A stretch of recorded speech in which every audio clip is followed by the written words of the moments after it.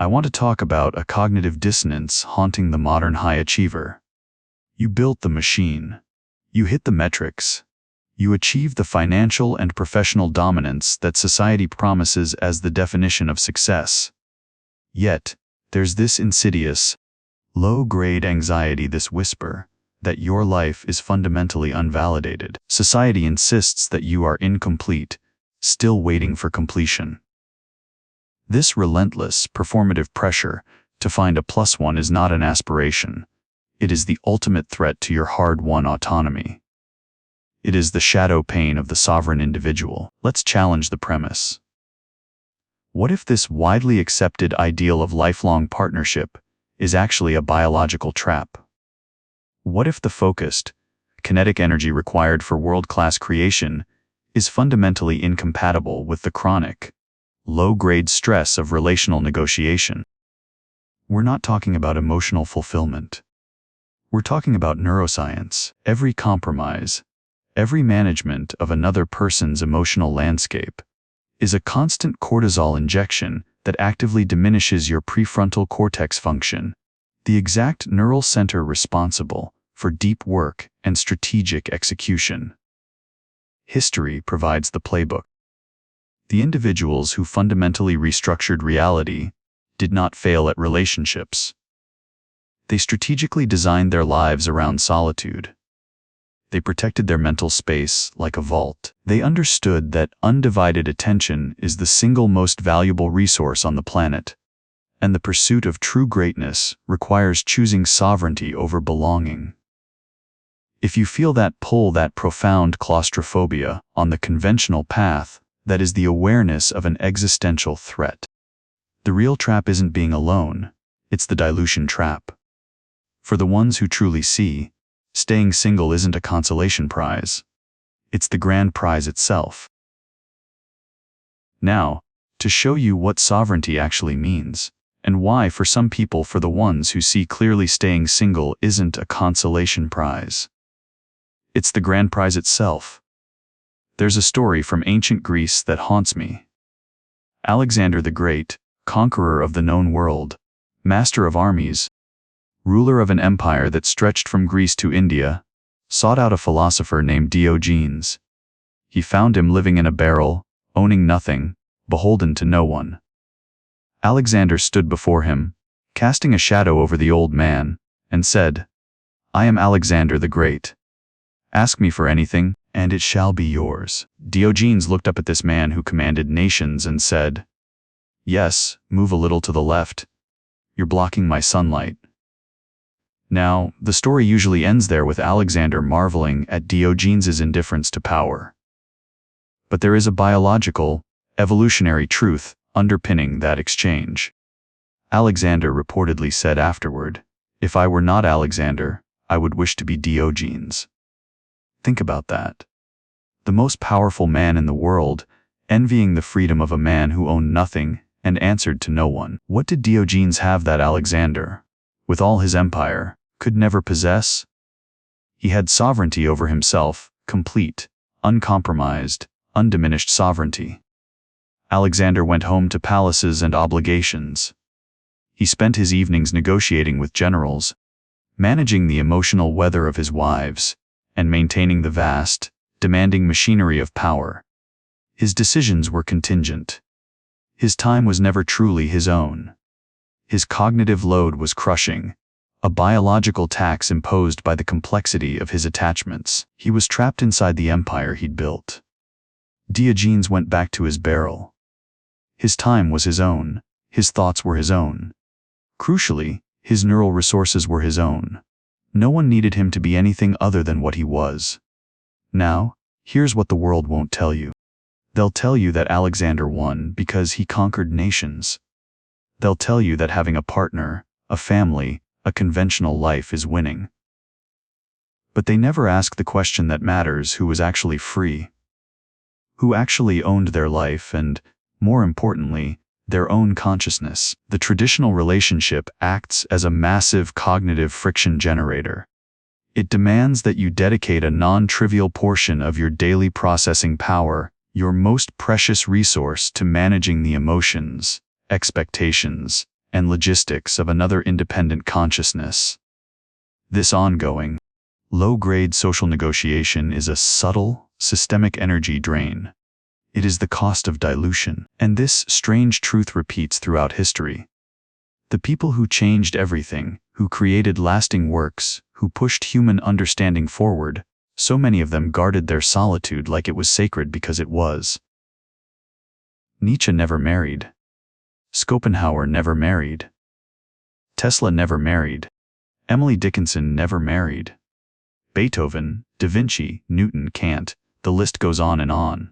And the world looks at this and says, well, they were lonely, they were damaged, they couldn't make relationships work. But what if that's exactly backward?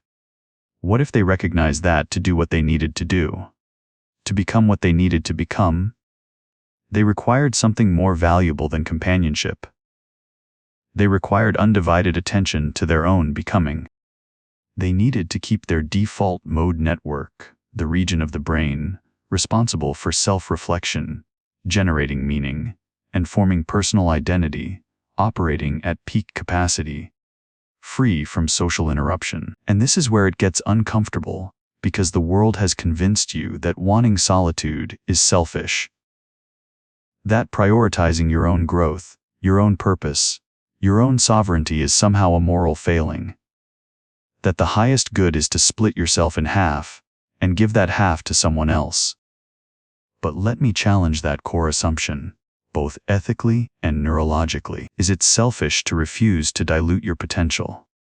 Is it selfish to say I have something to create that requires everything I am a singular, focused energetic investment?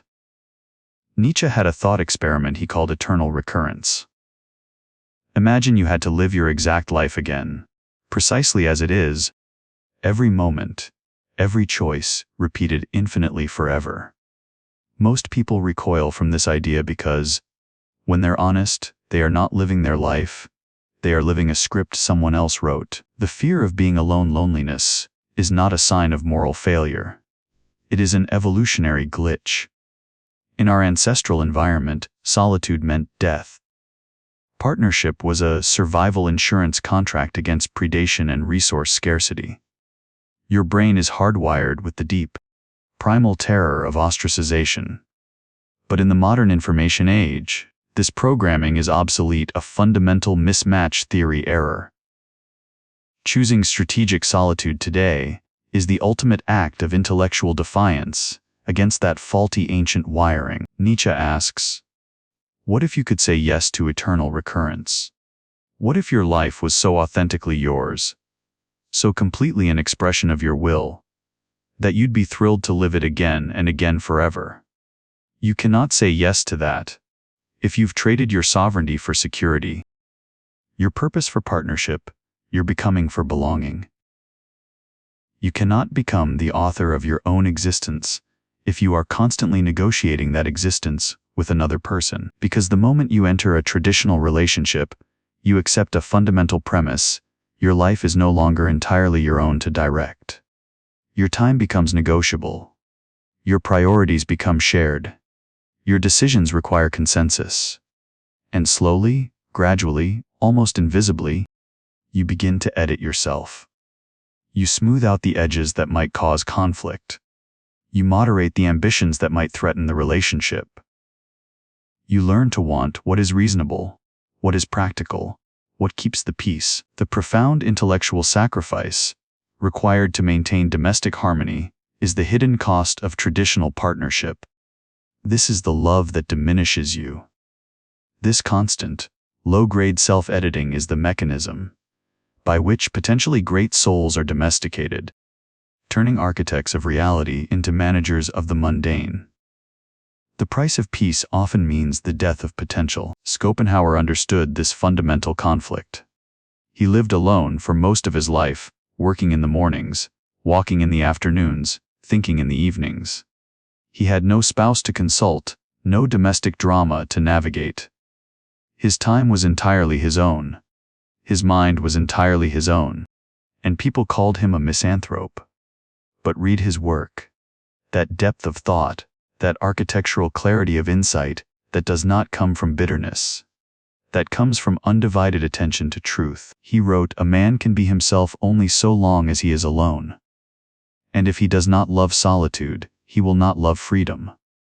For it is only when he is alone that he is really free." Think about that.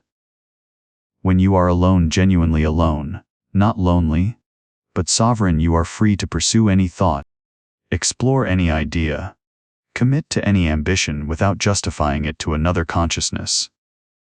Your life becomes a laboratory of self-discovery rather than a perpetual negotiation table. This is the neurobiological condition for world-changing work. Solitude is the required catalyst for optimizing the DMN, forcing the mind to shift its focus from external social prediction to internal architecture and reflection. Continuous social interaction, even the mere physical presence of a partner, redirects neural bandwidth to social processing, preventing the deep, uninterrupted cycles necessary for cognitive breakthroughs. Einstein spoke of needing a kind of monasticism. He needed vast stretches of uninterrupted time to think the thoughts that would revolutionize physics. His letters revealed the constant tension between his need for solitude and the demands of domestic life. What the world calls loneliness, these people called workspace. What the world calls isolation, they called freedom. And what the world calls love, they often recognized as a beautiful, comfortable cage designed to contain their potential. Now, let's talk about the hard science of distraction. Why is managing relationships so fundamentally costly? Because every compromise, every negotiation, every instance of managing emotional disagreement triggers a low-level, chronic stress response. This means sustained release of the stress hormone cortisol. High cortisol is anathema to high performance. Cortisol actively suppresses the function of your prefrontal cortex PFC, the neural center for complex strategic execution and deep work. The constant low-grade stress of relational management keeps your PFC operating below potential, compromising your ability to hold complex variables in mind, resist short-term impulses, and engage in genuine creative synthesis. Strategic solitude is therefore a mandatory neurobiological intervention for anyone committed to operating at their highest intellectual frequency. Marcus Aurelius, the most powerful man in Rome, an emperor who commanded legions, spent his private moments writing meditations that revealed this truth: you have power over your mind, not outside events. Realize this, and you will find strength. He was married, with endless duties, and you can feel in his writing the profound weight of managing other people's emotions and expectations, the constant drain.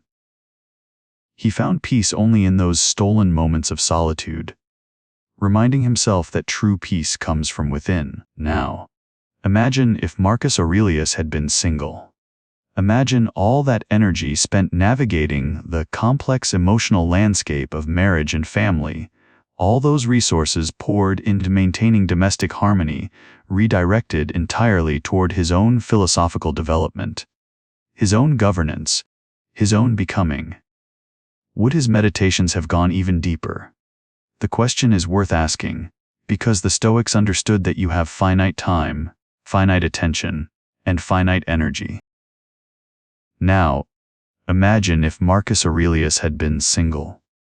Imagine all that energy spent navigating the complex emotional landscape of marriage and family, all those resources poured into maintaining domestic harmony, redirected entirely toward his own philosophical development, his own governance, his own becoming. Would his meditations have gone even deeper? The question is worth asking, because the Stoics understood that you have finite time, finite attention, and finite energy. They had a concept, memento mori. Remember that you will die, not as a morbid obsession, but as liberation. Every moment you spend managing someone else's emotional weather is a moment you are not spending on your own development, your own purpose, your own confrontation with mortality. In a relationship, so much energy goes toward this management. Your partner had a bad day, you absorb it. They're anxious, you soothe it. They need reassurance, you provide it. None of this is inherently wrong. But it is a choice. A choice to direct your finite, irreplaceable resources outward rather than inward. Epictetus, who was enslaved before becoming a philosopher, understood freedom in a way most free people never do. He said that true freedom is needing nothing from anyone, including their approval, their company, their love. The single person who has embraced this stoic wisdom doesn't avoid relationships because they fear them. They avoid them because they've tasted something more valuable, self-sufficiency. They've tasted the profound peace that comes from not needing anything from anyone to complete their emotional or logistical landscape. They have built an unshakable core. Even Socrates, married to the famously difficult Xanthip, framed his relationship as training. People asked him why he stayed with her, and he said it was good practice, that dealing with her trained him in patience, the way a horseman trains with difficult horses. Think about that. He saw his marriage as an exercise in endurance, not joy, not fulfillment, not completion. The Stoics understood that peace is non-negotiable. You cannot compromise it away and call it love. Now let's talk about the existentialists. They understood something terrifying and liberating at the same time, that you are radically, absolutely, terrifyingly free. Sartre said we are condemned to freedom. Condemned, not blessed, because freedom is heavy. When you are truly free, there are no excuses. You cannot blame your circumstances or your partner. You are the sole author of your existence. And that authorship is a burden most people desperately want to escape. And what is the most popular escape? Partnership.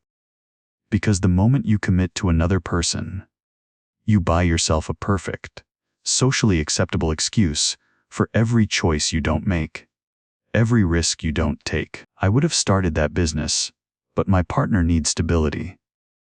I would have moved, but we have a life here. I would have taken that risk, but I have to think about us.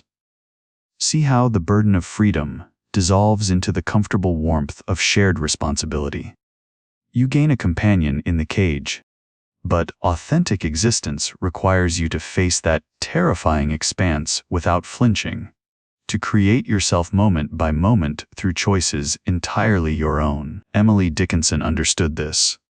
She chose the infinite space of her own consciousness over the finite connections of society. She wrote, the soul selects her own society, then shuts the door. Not because the soul is cruel, but because the soul knows that depth requires protection. True creation requires boundaries. Sovereignty requires solitude. Now, let's talk about the psychological mechanism of the trap. Carl Jung's concept of individuation. The idea of finding your soulmate, the person who completes you, is not just wrong, it is psychologically destructive. Jung would laugh and say you want completion. Look inward, not outward. Jung's crucial insight was projection. Every man carries the feminine anima, and every woman the masculine animus. Instead of integrating these internal energies, relationships encourage you to project them. The man projects his anima onto his partner, expecting her to carry the emotional, intuitive qualities he refuses to develop. She projects her animus onto him, expecting him to be assertive, rational, decisive. They both remain half-developed, fragmented, using the other as a prosthetic for the parts of themselves they haven't integrated. True individuation, true psychological wholeness, requires you to withdraw those projections. To stop expecting another person to carry aspects of yourself, and instead, face your own shadow. The single person has an enormous advantage. They are forced to confront their own shadow, their own rejected qualities directly. There is no one else to blame. You have to face the anger, the fear, the unowned sadness alone. And in that solitude, you actually become whole, an integrated being who contains both masculine and feminine, both light and dark. This is the individuation laboratory. But the challenge of modern partnership is far more insidious than just psychological projection. It is rooted in neurological exhaustion. We must apply neuroscience to the cost of relationship negotiation. When you are constantly compromising, managing emotions, and regulating behavior to maintain peace, you engage in perpetual, low-grade conflict resolution. This translates directly to chemical reality, the cortisol loop of negotiation. Low-grade chronic stress keeps your hormone, cortisol, elevated. Chronic cortisol exposure actively inhibits the function of your prefrontal cortex (PFC). The PFC is required for strategic thinking, complex decision-making, and profound creativity, what we call deep work. When your PFC is suppressed, your default mode is reactive, not creative. Solitude is a necessary neurological intervention to maintain a low cortisol environment, optimizing cognitive function. Yet, modern relationships introduce an even deadlier toxin, the digital Skinner box. Modern partnership requires not just physical presence, but 24/7 digital availability, tethering. The expectation of instantaneous response is a brutal form of attention harvesting. This digital leash keeps you perpetually anchored to the external emotional state of another person, preventing your mind from achieving the necessary focus for generating world-changing work. Solitude, however, allows for the optimal activation of the default mode network (DMN), the part of the brain responsible for self-reflection, generating meaning, and forming your true identity individuation. Continuous social interaction, even mere presence, reduces DMN activity, turning your mind into a reaction machine instead of an architectural creator. Furthermore, partnership is often a mechanism for external dopamine doping. We seek external validation, approval, company, love to regulate our mood. Solitude forces the brain to recalibrate toward the intrinsic motivation system, where rewards come from mastery, purpose, and self-completion. This is the difference between living to be loved and living to create. Now, let's pivot from psychology to power. Real power, strategic power, is built on the ability to act without revealing your hand, to move without being predicted, to create without being constrained. Machiavelli understood this. Real power requires opacity. Marriage is fundamentally incompatible with this kind of power, because in a relationship, you become transparent. Your partner knows your weaknesses, your fears, your strategies. They know what keeps you up at night. And the moment someone knows these things, you become predictable, controllable, exploitable. Sun Tzu said all warfare is based on deception. While we are not talking about warfare, we are navigating a world where your attachments become leverage points, where your loves become vulnerabilities. The single person is a ghost in the machine. Their motivations are private. Their plans are secret. Their resources are entirely their own. They can pivot without explanation, disappear without apology, strike without warning. The partnered person is tethered. They have someone they love, and that love is an exploitable weakness. They have someone who expects certain behaviors, and those expectations are chains. Florence Nightingale understood this. She refused multiple proposals because she had a mission to revolutionize nursing and public health. She knew that if she married, that mission would be diluted and compromised by domestic duty. She chose strategic solitude. She chose the opacity that allowed her to move through male-dominated systems without the obvious vulnerability of a husband. Elizabeth I did the same. The Virgin Queen weaponized her single status, using the possibility of marriage as a diplomatic tool, while never actually surrendering her sovereignty. Tesla never married, stating it would interfere with his work, and people called him obsessive. But Tesla literally electrified the world. His inventions power your life right now. That doesn't come from a divided mind. That comes from singular, uncompromised focus. Virginia Woolf wrote about needing a room of one's own, a space where a woman could think, create, and exist without interruption. And what's true for women has always been true for anyone who wants to create something that matters. You need undivided attention, uninterrupted time, sovereign space. Traditional relationships are designed almost perfectly to deny you exactly these things. Nietzsche called it the loneliness of the great soul. He didn't mean that great people are sad.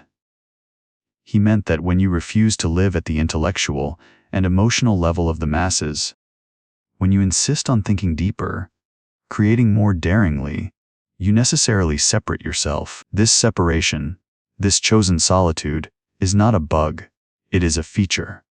It is the price of admission to the realm where real creation happens, where real power is cultivated. The person who chooses strategic solitude isn't running from connection. They are running toward creation. They are not avoiding intimacy. They are avoiding dilution. Most people never pay this price. They stay in the comfortable shallows of conventional life, surrounded by others who are also waiting in the shallows.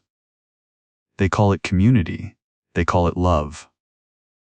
But the person who has touched something deeper, who has tasted the strange joy of sovereign existence, can never go back to those shallows. The water there is too warm, too safe, too thoroughly explored. So here's what I want you to understand. Staying single, choosing solitude, maintaining your sovereignty. It's not about being damaged or antisocial. It is about recognizing that you have one life, one shot at becoming who you actually are. And that shot requires resources most people freely give away. It requires cognitive clarity instead of the low-grade chronic stress caused by the cortisol loop of constant negotiation. It requires time that isn't negotiated, attention that isn't divided, energy that isn't spent managing another person's emotional landscape, space that isn't shared, silence that isn't interrupted. And yes, you lose something. You lose the comfort of companionship. You lose the security of shared responsibility. You lose the easy story that makes sense to everyone else. You lose social approval. But what do you gain? You gain the unedited self, uncompromised, undiluted. You gain the freedom to wake up every morning and ask, what radical creation will I execute today? Without having to add, that my partner will also be okay with. You gain the ability to take risks that don't risk anyone else's security. To fail without dragging someone else down with you. To succeed without having to share credit or resources. You gain the strange, lonely joy of knowing that your life is entirely your own construction, that you are the sole author of your existence. This isn't for everyone. Most people would rather have the comfort of partnership than the burden of sovereignty. Most people would rather share the journey than walk alone, and there's nothing wrong with that. It is a legitimate choice. But if you are someone who looks at the conventional path and feels not desire, but claustrophobia, then maybe staying single isn't a consolation prize. Maybe it's exactly what you need. Maybe the loneliness you fear is actually solitude. Maybe the isolation you've been taught to avoid is actually sovereignty. Maybe the thing everyone says you're missing is actually the thing that would dilute everything you're meant to become. The spiritually awake cannot find conventional love because they have already found something more important. They found themselves. They are not running from connection. They are running toward creation. They are not scared of commitment. They are committed to something exponentially bigger than partnership. They are committed to becoming fully, completely, uncompromisingly themselves. And in a world that constantly tells you that you need another person to be whole, this is the most radical act imaginable to say, no, I am already whole. I am already complete. I am already free. If you never find another person who understands that, who has also chosen sovereignty over security, you still have the sovereignty itself. You still have the undivided life. That is not a consolation prize. That is the grand prize. The greatest love story isn't finding someone else. It is the one between you and the life you are brave enough to live on your own terms. You are the entire equation. You are the fire and the forge. You are the author who writes and the story being written. Sovereignty was never something you needed to find. It was something you needed to stop giving away. Stay single, not because you have to, but because you choose to. Because you've done the math and realized that uncompromised energy and unedited selfhood is worth infinitely more than what you lose. Because you've tasted freedom. Real freedom. And nothing can ever compare to that.